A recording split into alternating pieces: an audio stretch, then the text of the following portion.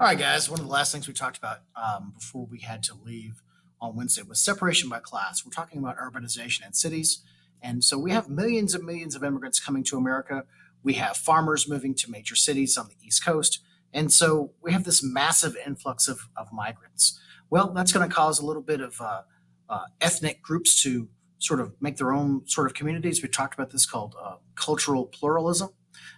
Also, you could look at the city and see definite boundaries between the wealthy, middle class, and where the working class lived. If we look at a picture in just a moment, we're going to see that the wealthy families lived in the heart of the city, downtown.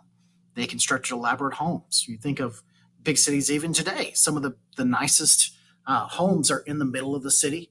And in major cities, most of the rich, wealthy families live in the tall buildings, the penthouses. Okay? The middle class, true even today, a lot of middle class workers would live outside of the city in the suburbs. This is true 100 years ago. That's true even today. So middle class people like lawyers, engineers, teachers living away from the city in the suburbs. And then finally, the majority of urban dwellers lived in the middle of the city, a little bit different than the heart of the city. This is like the urban poor. These are people who worked in the factories for 18 hours a day, lived in tenements. And remember that a tenement is a very dark and crowded multifamily apartment where a lot of immigrants were forced to live because of low pay in factories. But again, they stayed because for a lot of immigrants, it was still better than where they were coming from. Here's a picture of a tenement on the left. As you can see, there's three people living in this one little room. It looks like a lot of our closets if we're lucky enough to have giant closets, but even so, this is extremely small. This might be, 6 by 10 feet, and that's the entire tenement. Okay. On the right, you'll see pictures of laundry going across clotheslines from tenement building to tenement building in major cities. And if you look at the bottom right, you'll see sort of separation by class, sort of the rich living in the middle. This is how towns sort of developed. So again, in the upper left corner, you see a modern picture of Central Park. This is where the very rich live. The bottom section, you'll see sort of what the suburbs today look like, and then the top right corner, you'll see sort of the inner city. And of course, these pictures are more modern, but you get the idea that wealth sort of determined where you lived in the city. Also, ethnicity did as well.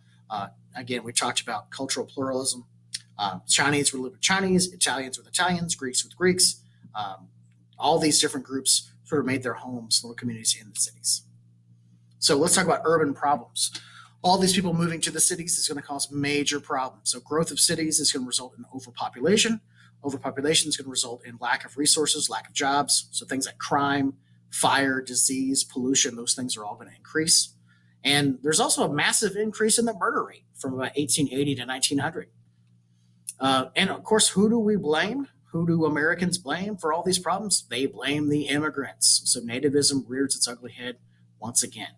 Another factor to consider, and this is really foreshadowing for later, is that alcohol is going to contribute to crime in the late 1800s. It's going to lead a lot of people to think that maybe they should do something about alcohol. So you're going to get the beginning of the temperance movement starting way back in the late 1800s by mostly women. Okay. And of course, another reason for all this disease is going to be contaminated drinking water. Because as we talked about in class, human waste was just flowing through the streets. There was no sewer system like we have today. And so it was just nasty to be in the streets. And drinking water got contaminated from wells. Rainwater carried human waste into these wells. And people died of epidemics like typhoid fever and cholera. This is just a quick graph on sort of the death rate for infectious diseases. It's interesting to look at 1900 versus 2000. In 1900, you had an 80% chance of dying from an infectious disease, something like the flu. Okay.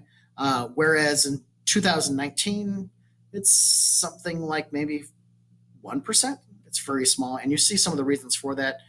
We've got better sewer systems, better sanitation. We've got vaccines like penicillin. We've got all kinds of other medical advancements that make it safer for people, and we live a lot longer. Urban politics. This is a big one. Immigrants have nowhere to turn for their problems. They were blamed for all the problems. So who do you go to? You can't go to the police. You can't go to the fire department. Even today, you see that some of those protections, police protection, fire protection, in some urban areas are not what they really need to be. So what a lot of immigrants did was they turned their attention to political machines. These were informal political groups that were designed to gain and keep power. And what they wanted you to vote for their candidate. And if they could get a candidate elected, then the candidate would do them favors and give them money, give them kickbacks. So they're very powerful, but also very corrupt because, again, they provided essentials for these city dwellers, these immigrants, in exchange for votes. Okay, so some of the big ones: George Plunkett, Tammany Hall is the name of one political machine, the biggest, and that's run by a man named William Boss Tweed. These are party bosses, are the men who run this. And I always like to refer back to The Godfather, because what The Godfather does in the movies, he does favors for immigrants and he wants something in return. So this is very similar to what political machines are. George Plunkett is a party boss in one of New York City's most powerful political machines. They had very tight money control of the city's money, and you're going to find out later they robbed cities blind from millions and millions and millions of dollars. This crime of becoming wealthy due to fraud is called graft, basically skimming off the top, getting money through dishonest or questionable means. This is something that politicians have done for years on end, and it's definitely something that political machines did to gain money. Okay, the most famous of these political machines was Tammany Hall. I know it's not in red, but you need to write that down. It's extremely important. This is a huge political machine in New York, very corrupt, led by one of the most corrupt people on earth. Tammany Hall's boss was a man named William Boss Tweed. He's very famous for doing favors for immigrants, but remained in power because they voted for his politician. And of course, in turn, the politician is going to have to do him favors. So his corruption eventually sent him to jail in 1874 for corruption.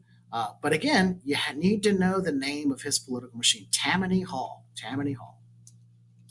So again, you've seen this before. This is the political cartoon we looked at in our gallery walk. This is a picture of William Boss Tweed drawn by a man named Thomas Nast. He was drawn to look negative because he was negative. Most poor in the city could not read.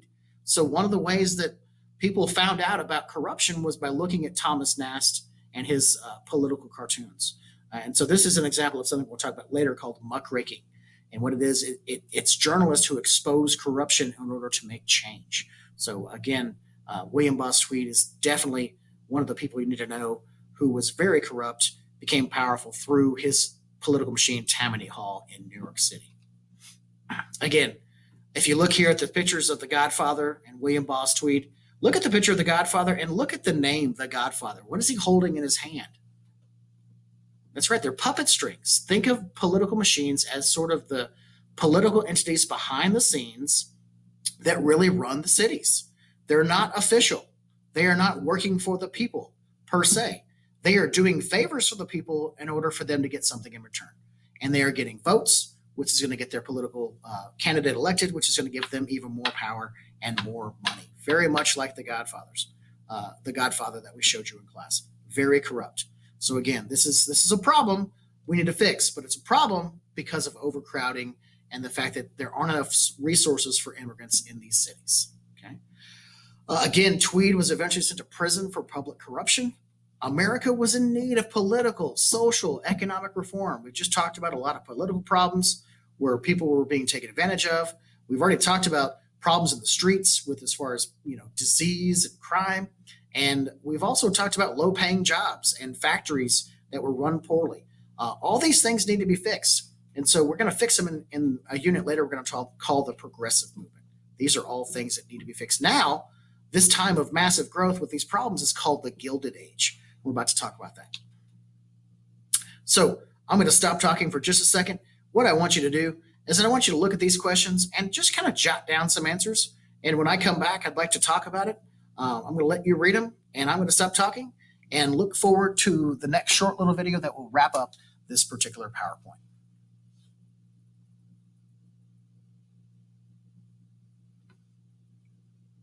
If you haven't done so, pause the video.